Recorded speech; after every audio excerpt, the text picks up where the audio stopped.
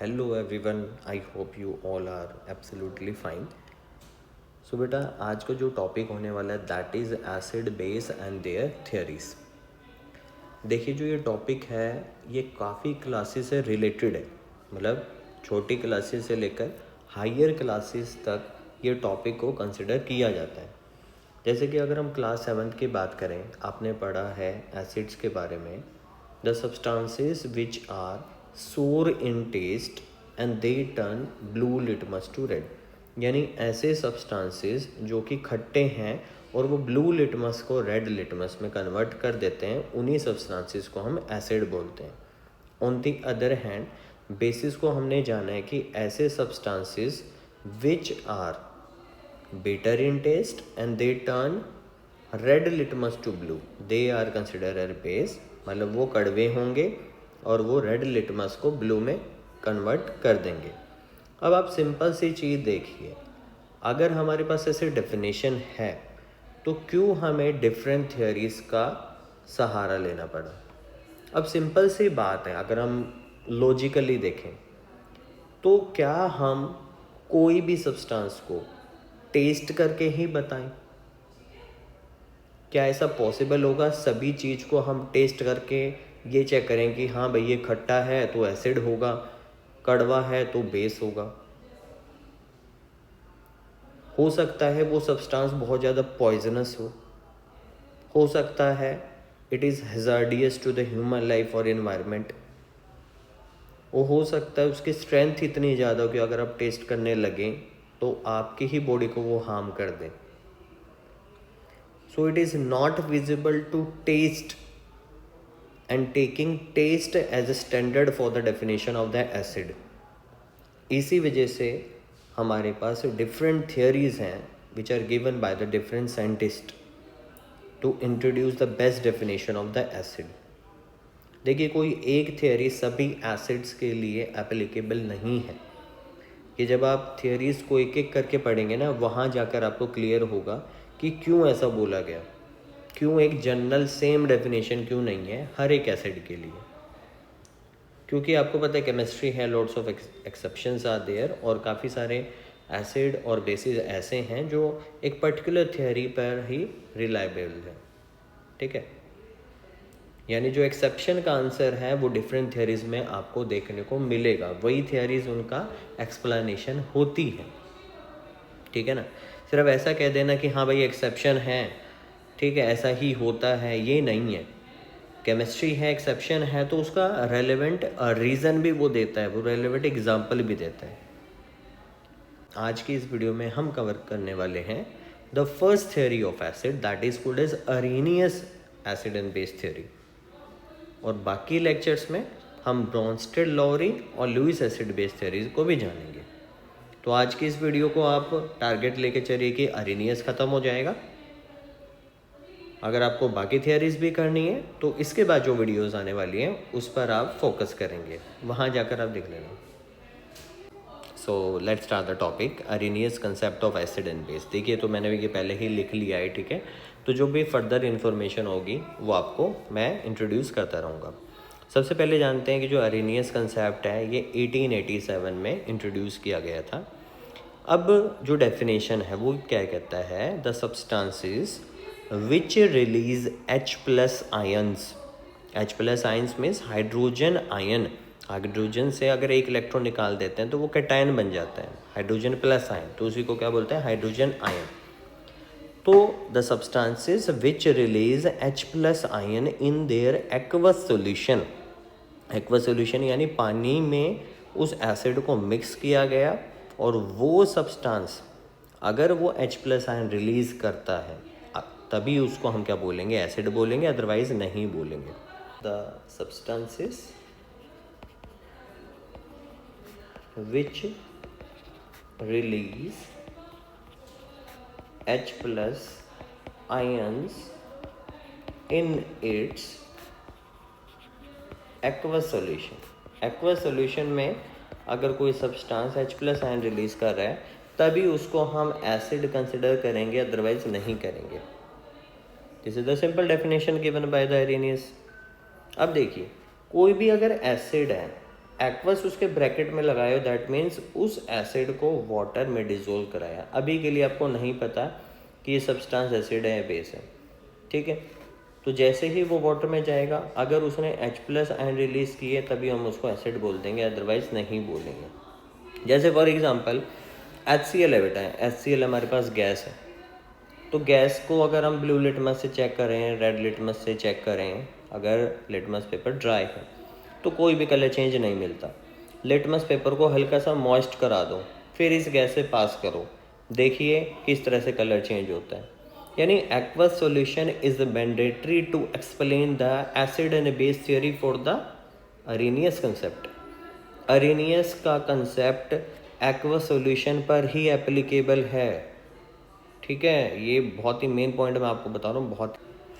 तो HCl को हमने वाटर में डिसोल्व करा है, एक्वा स्टेट होगी, और एक्वा स्टेट होते ही क्या करता है, बीच में से ब्रेक डाउन कर देगा H+ और Cl- आयन। इस तरह से बन गई, क्योंकि आपको पता है कि जो मॉलिक्यूल है, जो ये कंपाउंड आपको दिख रहा है, ये पॉजिटिव और नेगेटिव आयन से बना है, और ये वाटर में जाते हैं डिसोशिएट हो जाएगा, ठीक है। Large amount of heat energy भी रिलीज़ होती है। जो ये H+ आयन रिलीज़ हुआ, जो इसको हम हाइड्रोजन आयन कह रहे हैं या फिर प्रोटॉन कह सकते हैं, वही हमारे पास क्या होगा, HCl एसिड कैटेगरी में आ जाएगा। अब Cl आ रहा है, इससे हमें लेना देना नहीं है। देखो कंपाउंड है, टूटेगा, नेगेटिव और पॉजिटिव आयन तो मिलेगा ही मिलेगा, ठीक है। लेकिन H+ का होना एसिड को जस्टिफाई करता है, ठीक है। अब होता क्या है, जो ये H+ आयन है ना बेटा, ये काफ़ी ज़्यादा रिएक्टिव होता है, हाईली रिएक्टिव। ये वाटर में भी ऐसे टिक के नहीं बैठता, यहाँ वहाँ घूमता रहता है। तो ये क्या करता है, ये वाटर के साथ कंबाइन होना शुरू हो जाता है, वाटर के मॉलिक्यूल के साथ उससे जुड़ना शुरू हो जाता है, और जुड़ के क्या बना देगा, एक हाइड्रोनियम आयन बनाता है, जिसको हम बोलते हैं H3O पॉजिटिव आयन। देखिए किस तरह से। अब HCl को आपने वाटर में डाला, ठीक है, आपको पता है H+ बनेगा। अब जो ये H+ है ना, ये वाटर के साथ कंबाइन कर लेता है और क्या बना देता है, एक हाइड्रोनियम आयन। इसी वजह से ये कहना गलत नहीं होगा कि अरेनियस कंसेप्ट ऑफ एसिड क्या कहता है, कि एसिड वाटर में जाके हाइड्रोनियम आयन रिलीज करता है, ठीक है। और ये भी टेम्परेरी होता है। एक तरीके से हम कहते हैं कि वाटर के ऊपर H+ आयन फ्लोट कर रहा है, जब तक उससे पास है, जब तक जुड़ा हुआ है, अदरवाइज वो रिलीज भी हो सकता है उससे, ठीक है। परमानेंटली ऐसे नहीं है कि चिपक गया तो चिपक ही गया। तो ये कहना गलत नहीं होगा कि HCl वाटर में जाके एक तो हाइड्रोनियम आयन रिलीज करता है और दूसरा क्लोरीन आयन रिलीज करता है, और हाइड्रोनियम आयन और H+ आयन की वजह से ही उसको एसिड की कैटेगरी में रखा गया, ठीक है। कंफ्यूज मत होना हाइड्रोजन और हाइड्रोनियम में। Like for example H2SO4 sulphuric acid, king of acid जिसको कहते हैं बेटा, वाटर में जाते ही ये भी क्या करेगा, अपने आप को डिसोशिएट करेगा। अब इसके मॉलिक्यूल में देखो, आपको 2 हाइड्रोजन दिख रहे हैं, तो ये दोनों ही जाके आयन बना देते हैं वाटर में। यानी H2SO4 का एक मॉलिक्यूल या एक मोल जब वो टूटेगा, तो यहाँ पर आपको दिखेगा कि यहाँ पर आपको 2 आयन देखने को मिले। जब ये 2 हाइड्रोजन आयन वाटर मॉलिक्यूल से जुड़ेंगे तो हमारे पास क्या बनेगा, 2 हाइड्रोनियम आयन। या फिर आप यहाँ पर बैलेंस करना तो आप कह भी सकते हैं कि हाँ भाई हमारे पास 2 वाटर मॉलिक्यूल थे, 2 हाइड्रोजन आयन के साथ कंबाइन करेंगे और 2 हाइड्रोनियम आयन बना रहे हैं। तो अल्टीमेटली देखा जाए, सल्फ्यूरिक एसिड वाटर में जाते ही क्या करेगा, 2 हाइड्रोनियम आयन रिलीज़ करेगा और सल्फेट आयन रिलीज़ करेगा। और हाइड्रोनियम आयन दिख गया आपको, H+ आयन दिख गया, तो आप उसी टाइम कह देंगे कि हाँ भाई सल्फ्यूरिक एसिड एक्वस स्टेट में क्या होगा, एक एसिड। अब आ जाते हैं बेटा बेस पर। देखिए जो बेस होते हैं, हमने बोला कि वो बिटर होते हैं, ओके, और उसमें कैपेबिलिटी होती है कि वो रेड को ब्लू में कन्वर्ट कर दें। अब देखिए कड़वी चीज़ हमें वैसे ही पसंद नहीं है, अब आप हर चीज़ को टेस्ट करेंगे, हो सकता है वो जहर भी निकल जाए। तो बेस निकले, इसके लिए अरेनियस ने थियरी दी, भाई टेस्ट कर करके मत देखो, हर कड़वी चीज़ बेस नहीं होगी, वो जहर भी हो सकती है। बेस को हम एक्सप्लेन करेंगे on the basis of hydro oxide ion, ठीक है। अब कोई भी बेस वाटर में जाके हाइड्रो ऑक्साइड आयन रिलीज करे तो उसी को हम क्या बोलते हैं, बेस। तो हम डेफिनेशन में लिख लेंगे यहाँ पर the substances that release hydroxide ion in its aqueous solution termed as base. ठीक है, बेस से उसके हमने कैटेगराइज कर दिया कि अगर वो substance OH minus ion release कर रहा है एक्वस सॉल्यूशन में वाटर में डिसॉल्व कराने के बाद, तो उसको हम क्या बोलेंगे, बेस बोलेंगे।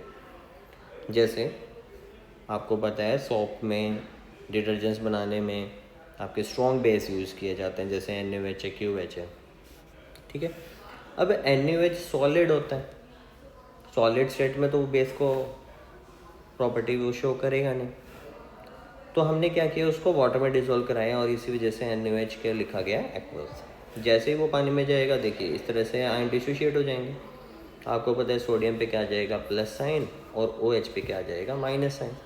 यही OH माइनस आयन हमारे पास क्या है, हाइड्रोक्साइल आयन या फिर हाइड्रोक्साइड आयन। कई बुक्स में लिखा जाता है हाइड्रोक्साइड, कई में लिखा जाता है hydroxyl, this is the same thing. तो OH माइनस आयन रिलीज किया, इसी वजह से हमने NaOH को बोला कि ये क्या होगा बेटा, बेस होगा। एक और एग्जांपल ले लेते हैं, जैसे कैल्शियम हाइड्रोक्साइड, बताएंगे इसका कॉमन नेम क्या होता है, जल्दी से बताइए, कमेंट बॉक्स में मेंशन करिए। चलो मैं एक बता देता हूँ, स्लेक्ड लाइम। एक और होता है लाइम वाटर। ठीक है, तो लाइम वाटर को जैसे ही हम वाटर में डिसॉल्व कराते हैं, आप यहाँ देखेंगे मॉलिक्यूल में आपको दिख रहे हैं, एक मॉलिक्यूल में 2 OH दिख रहे हैं, ब्रैकेट में लगे ना 2 OH, तो ये वाटर में जाते ही क्या हो जाएंगे, डिसोशिएट होंगे। एक तो बनेगा कैल्शियम आयन, ठीक है, और 2 बनेंगे हाइड्रोक्साइड आयन। तो 2 OH माइनस आयन बन रहे हैं, तो बेटा वो हमारे पास क्या होगा, बेस होगा। एक और टॉपिक मैं साथ में आपको बता रहा हूँ, जैसे HCl की बात करते हैं। अब HCl के एक मॉलिक्यूल ने एक हाइड्रोजन प्लस आयन रिलीज किया, इसी वजह से हम इसको बोलेंगे मोनो बेसिक एसिड। यानी मोनो बेसिक एसिड वो एसिड है बेटा, मोनो बेसिक एसिड वो एसिड है जो कि एक ही H प्लस आयन रिलीज करे पर मॉलिक्यूल। एक मॉलिक्यूल की बात कर रहे हैं हम। इसके एग्जाम्पल हो सकते हैं HCl होगा बेटा, और HNO3 नाइट्रिक एसिड। ठीक है, अब हमने देखा H2SO4, तो एक मॉलिक्यूल हमारे पास 2 हाइड्रोजन आयन रिलीज कर रहे हैं, 2 हाइड्रोनियम आयन वो वाटर में जाके बना रहे हैं, इसी वजह से H2SO4 को क्या बोला गया, डाई बेसिक एसिड। तो आपके देखिए बेटा, अरेनियस के साथ मैंने एक कैटेगरी आपको बता दी है कि on the basis of how many H plus ion release by them हम कैटेगराइज कर सकते हैं। क्लियर होगा सबको। इसी तरह बेसिस की भी कैटेगरी बना दी, ऐसे बेस जो कि एक ही OH माइनस आयन रिलीज करते हैं, मोनो एसिडिक बेस। तो NaOH हो गया, KOH हो गया, ये हमारे पास मोनो एसिडिक बेस है। लाइक कैल्शियम हाइड्रोक्साइड या फिर मैग्नीशियम हाइड्रोक्साइड, ये हमारे पास क्या हो गया, डाई एसिडिक बेस, क्योंकि ये 2 OH माइनस आयन रिलीज करते हैं। क्लियर है आपको। ऐसे ही आपको ट्राई एसिडिक बेस का एग्जांपल कमेंट बॉक्स में मेंशन करना है। मैं आपको मॉलिक्यूलर फॉर्मूला लिख के दे दिया, आपको इसका नाम बताने और इसकी कैटेगरी क्या होगी, क्या ये मोनो एसिडिक बेस है, डाई एसिडिक बेस है, या फिर एक और है जिसको हम बोलेंगे ट्राई एसिडिक बेस, ये क्या होगा। यहाँ पर एक इम्पॉर्टेंट क्वेश्चन आपको बताता हूँ भाई, लाइक CH3COOH जिसको हम बोलते हैं एसिटिक एसिड या फिर इथेनोइक एसिड, आपको बताना है कि मोनो बेसिक एसिड होगा, डाई होगा, ट्राई होगा या टेट्रा होगा। क्योंकि अगर हम इसमें देखें, यहाँ पर देखो टोटल कितने हाइड्रोजन है, 3 यहाँ है, एक ये मिलाकर 4 हो गए। तो इस एसिड में 4 है, लेकिन फिर भी इसको हम मोनो बेसिक एसिड की कैटेगरी में रखते हैं। क्यों रखते हैं, ऐसा क्या है भाई? अगर हम इसके स्ट्रक्चर देखें तो कार्बन से 3 हाइड्रोजन कुछ इस तरह से जुड़े हैं। ये हमारे पास कार्बोक्सिलिक एसिड COO, एक ऑक्सीजन कार्बन से डबल बॉन्ड, एक ऑक्सीजन कार्बन और हाइड्रोजन से सिंगल बॉन्ड से जुड़ा है। अब यहाँ देखिए, कार्बन और हाइड्रोजन के बीच में जो बॉन्ड है that is the covalent bond, ठीक है ना, कोवेलेंट यहाँ पर आपको दिख रहा है, और ये कहीं ना कहीं इसको काफ़ी कनेक्ट करके रखता है, ठीक है, होल्ड करके रखता है, यानी कार्बन और हाइड्रोजन को लीव नहीं करने देगा। लेकिन जो ऑक्सीजन के साथ है ना, ये बहुत ही लूजली बॉन्डेड होता है, इट इज़ लूजली बॉन्डेड, और ये हाइड्रोजन निकल सकता है वाटर में जाके, डिसोशिएट या फिर आयनाइज हो सकता है। तो 4 हाइड्रोजन होने के बाद भी एक ही हाइड्रोजन ऐसा है जो कि वाटर में जाकर डिसोशिएट हो जाएगा विदाउट एनी फर्दर एफर्ट। इसी वजह से हम इसको मोनो बेसिक एसिड की कैटेगरी में रखते हैं, ना कि टेट्रा बेसिक एसिड। 4 हाइड्रोजन होने के बाद भी मोनो बेसिक एसिड की कैटेगरी में रखेंगे। तो जैसे ही आप हाइड्रोजन देखते हो उसी टाइम जज मत करने लग जाना। कुछ एक्सेप्शन ऐसे भी हैं भाई जिनका आपको स्ट्रक्चर के बेस पे आंसर देना पड़ेगा। एक दो चीज़ इससे रिलेटेड है वो मैं आपको बता देता हूँ। देखिए, अब ये देखिए, आपके पास है H+, जो प्रोटॉन का साइज़ है, H+ आयन या फिर जिसको हम प्रोटॉन बोल रहे हैं, उसका साइज़ काफ़ी ज़्यादा कम है, 10⁻⁻15 मीटर उसका रेडियस है भाई, देखिए कितना कम है। And it can readily combine with 2 lone pairs of water. यहाँ पे 2 लोन पेयर्स ऑफ किसके हैं, 2 लोन पेयर्स ऑफ वाटर है, to make the hydronium ion.